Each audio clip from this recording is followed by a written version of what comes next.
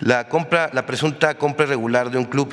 La franquicia Delfines, quien era el expropietario Amado Ñáñez, el de Sonografía, que fue incautada por el SAE, la Federación Mexicana la desbloquea y se la vende en el 2016, o la vende, más bien dicho, en el 2016 la comercializadora e innovadora de Monterrey SADCB, cuyo giro es la instalación de redes y sistemas tecnológicos. Y esta es la que vende la franquicia Club Delfines a una empresa que era propiedad de Alejandro Ilagagorri en 12.800.000 pesos. Se la vende a una empresa que se llama TM Sports Club, SAPI, de CB, propiedad de Alejandro y de la familia San Román. Luego de esta transacción, ellos le cambian el nombre y le ponen la Jaiba Brava de Tampico. Para luego, en la siguiente, por favor. Para luego, desde el gobierno de Cabeza de Vaca, empezar a bajar dinero público del estado de Tamaulipas en las cantidades que le dio. Esta información es de Elefante Blanco, donde le dio a Tamaulipas 58 millones de pesos anuales a este club. Lo sacaron desde varias secretarías, ¿no? Sacaron desde la Secretaría de Educación, la Secretaría de Desarrollo Económico, la Secretaría del Bienestar, la del Instituto del Deporte, la Coordinación de Comunicación Social, la Secretaría de Desarrollo Urbano, la Secretaría de Desarrollo Económico, la Secretaría de Bienestar Social, la de Educación y la Secretaría de Seguridad Pública. En estas cantidades, el gobierno de Tamaulipas pues dio esta cantidad de dinero. Y para la recepción de esos recursos, presuntamente Alejandro Ilagagorri presentó y presuntamente abrió una cuenta bancaria a espaldas de la familia San Román, o así lo confirma la información que tenemos en las manos, y la familia San Román se entera de estos contratos luego de que fueran publicados por el reportaje que se llama Jaiba Brava, del periodista Carlos Manuel Suárez, del portal Elefante Blanco. Pasaré a otro ejemplo. Otro ejemplo de dinero público en el fútbol, el llamado modelo Pachuca. Murillo Karam le vende a Jesús Martínez el equipo del Pachuca en cerca de $1 millón de pesos cuando valía casi 10. Luego otro gobernador, Núñez Soto, le dona 2 terrenos en la Hacienda de la Concepción, propiedad del Estado, y parte de la zona plateada, en donde hacen una universidad de fútbol privada, que hay que decir que es carísima, que no es nada fácil estudiar, nada barato estudiar en esa universidad, y hacen un hotel, un centro de convenciones, estacionamientos. El regalito aproximadamente fue de 2,000 millones de pesos pertenecientes a los hidalguenses. Luego Osorio Chong también, como gobernador de Hidalgo, también da dinero público para hacer lo que se convirtió el Salón de la Fama. Siguiente. Estas son condonaciones de impuestos que se le han hecho a clubes. Felipe Calderón y Enrique Peña Nieto le condonaron 2,620 millones de pesos de impuestos a 12 clubes entre 2007 y 2018. Tenemos que al Cruz Azul le condonaron cerca de los 330 millones, al Toluca 28, al Atlante 61, al Guadalajara 9, al Templo Mayor de Chivas 4, a la promotora deportiva Guadalajara 468 millones, al Club Atlas 348, a Pumas 14, a Pachuca 7, a Impulsora Fútbol de Aguascalientes 7, al Veracruz 253 millones y al Club Monterrey 1,084 millones. Sí quiero decir que esta no es toda la información, hay más condonaciones, pero no pudimos accesar a esta información.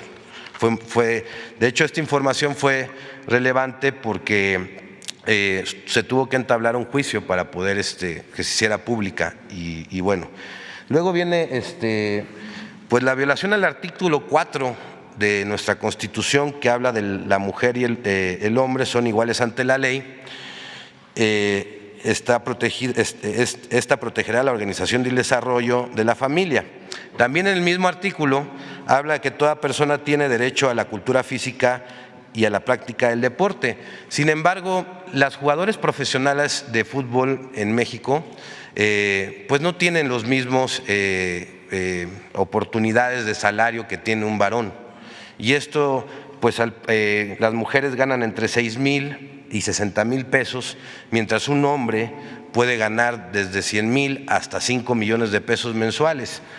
Cuando investigué sobre este tema me decían es que no es negocio el tema del fútbol femenil o no llenan los estadios, pero también hay que decirles que pues tampoco hacen la misma publicidad, que tampoco hacen la misma mercadotecnia, que tampoco impulsan al fútbol profesional femenil como impulsan el varonil, y esto es una desigualdad que hay en el fútbol entre los hombres y las mujeres. Ahí puse 2 contratos que tienen ejemplos de salarios de una mujer y un hombre. A siguiente lámina, por favor. Aquí pongo actos inmorales antideportivos que se dan en el fútbol. Por ejemplo, el cobro a padres de familia para que sus hijos debuten o tengan más minutos de juego. Tenemos documentados más de 50 casos de padres de familias quienes por miedo de represalias contra ellos o sus hijos pues han pedido anonimatos en donde les piden dinero precisamente para debutar a sus hijos, para poder debutar, hacerlos jugar. Como ejemplo tenemos el caso de Jesús, quien señala al profesor Gonzalo Román Bolaños de haberle pedido 400,000 pesos en concepto de patrocinio para debutar a su hijo en el Alebrijes de Oaxaca. También en este caso hay otro, ya tiene una denuncia penal contra otro promotor que le cobró otro dinero para poderlo debutar en otros clubes. Después venimos con la preferencia de lo económico y no por lo deportivo. El afán de priorizar los beneficios económicos para los dueños de los clubes, estos toman la decisión de eliminar el ascenso y el descenso, lo que ha perjudicado el nivel de competitividad en la Liga MX. Y pues bueno, lo hacen para que sus clubes no bajen, y porque cuando baja un club a la Liga de Expansión, pues baja considerablemente el precio de la franquicia y las ganancias que tienen de ellos. También hoy en día cada club puede tener hasta 8 extranjeros jugando en la cancha, lo que limita el espacio a los jóvenes talentos mexicanos y fomenta el negocio de la compra-venta de jugadores a sobreprecio y el presunto fraude fiscal del que habíamos hablado en la primera lámina. Antes no era así, antes había nada más 5. Y la multipropiedad, que está prohibida por la FIFA, la cual ha aumentado en los últimos años en México y que causa un grave conflicto de intereses en el fútbol mexicano. Siguiente.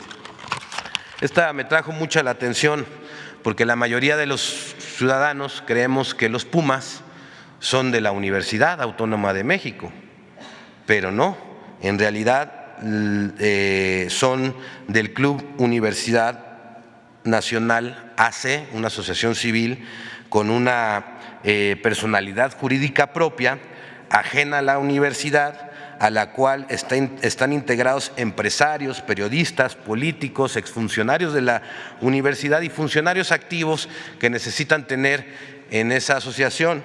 Y pues uno de los que es dueño aparece como socios en la parte de los Pumas, pues imagínense, es Ciro Murayama Rendón, consejero del INE, Jorge Espinosa de los Monteros, quien es promotor y vende jugadores también. De hecho a él se le achaca, ahorita a él se le da que hayan contratado a Dani Alves ahí en los Pumas, o sea, un grave conflicto de intereses, ha vendido muchos jugadores en México, es perteneciente al reportaje que escribí del Cártel del Gol como uno de los operadores, promotores con más transacciones que lo hacen a través de prestanombres, y esto es importante. Llegar a ellos es muy complicado porque usan a otro para llegar a esa transacción. También están Alejandro Medina Mora, exnieto del abogado, también Eduardo Medina, hijo de Eduardo Medina Mora, Raúl Medina Mora, Alonso Carvajal Villaciencio, que es comentarista de Televisa. Y bueno, este reportaje fue publicado por Mauricio Romero en el portal Aristegui Noticias y pues bueno, es bien interesante porque la universidad le da 50 millones de pesos anuales y le presta el estadio a esta asociación para que puedan llevar a cabo sus actividades. Y me llama mucho la atención porque antes de hacer esta separación, todos los jugadores que salían de la UNAM pues tenían que estudiar y tener una profesión para poder seguir jugando, y por eso vimos la generación de Hugo Sánchez, y por eso el máximo goleador de nuestro país pues también es odontólogo, y dentro de sus compañeros pues había veterinarios y otro tipo de profesionistas. Hoy en día ya no necesitan estudiar los jóvenes y muchos ponen su esperanza en el fútbol y después no los debutan y después los engañan, les cobran, ¿y qué pasa? Pues se quedan sin una carrera, sin una aspiración o con una preparación académica y los frustran. Y tengo documentados varios casos de jóvenes que tienen 24 años, no los debutaron, son excelentes jugadores, han jugado en la selección nacional, club sub-15, sub-17, y después no los debutan en primera división y se quedan ya sin la esperanza y les rompen la esperanza y luego no saben ni qué hacer porque no estudiaron, y eso no pasaba en la Universidad Autónoma y hoy sí pasa, ¿no? Y bueno, pues el fútbol se le quitó a la universidad. Tengo una serie de conclusiones que me gustaría decir: que hay una falta de regulación por parte del Estado muy grande en el fútbol, y esto complica la recaudación y fomenta el lavado de dinero y la evasión de impuestos. Se debe fortalecer a la Comisión de Apelación y Arbitraje del Deporte, la conocida como el CAD, y se debe prohibir que cualquier persona vinculada a un club deportivo sea presidente o consejero de esta asociación, de esta institución, perdón. El CAD debe de abrir carpetas de oficio cuando un hecho público notorio denuncia alguna irregularidad en el fútbol, y debe tener carácter coercitivo porque en este momento no lo tiene. También una tercera recomendación es quitar del control de la Federación Mexicana a las televisoras. Hoy en día las televisoras tienen el control de la Federación y de la Selección Mexicana, y pues yo a modo de sugerencia, pues a lo mejor estaría muy bien nombrar un comisionado, un comité regulador conformado por especialistas independientes en fútbol que vigile el buen funcionamiento de la selección y de los jugadores y el cuerpo técnico, la selección de ellos. La selección mexicana debe de ser de los mexicanos y no de los negocios de pocos y los intereses de pocos. Lleva nuestro nombre, nuestro país, nos representan, y hoy en día yo la verdad no me siento representado por la selección mexicana, que pues básicamente representa el interés de 2 televisoras y que de unos cuantos personas que pues bueno han encontrado un gran negocio ahí. Yo no me siento representado por ello. 4, fomentar la creación de escuelas de fútbol públicas y privadas, corregir la desigualdad entre hombres y mujeres, y debe ser sancionado esa parte y corregirla de manera inmediata.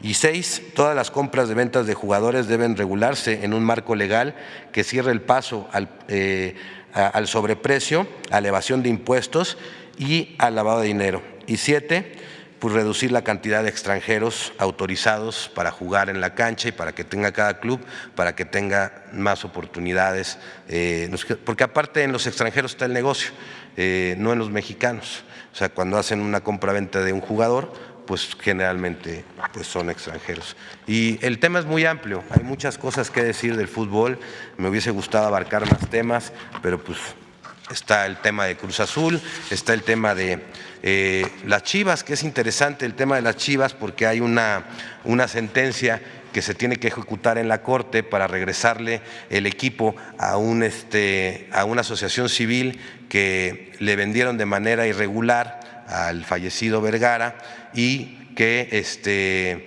pues bueno, no han podido ejecutar su sentencia y regresar el equipo a la asociación civil. Y ese caso es bien interesante porque ¿qué pasó?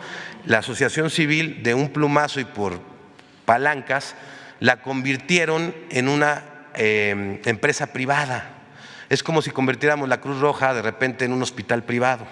y entonces pues bueno, pues le quitaron el patrimonio a muchos asociados del Club Chivas. Hasta el día de hoy, 20 años después, no han podido ejecutar su sentencia, aunque es un amparo que ha dictado la Corte, y no le han regresado el club a la asociación que le pertenecía. Pues eso sería todo, y pues bueno, pues muchas gracias por escucharme.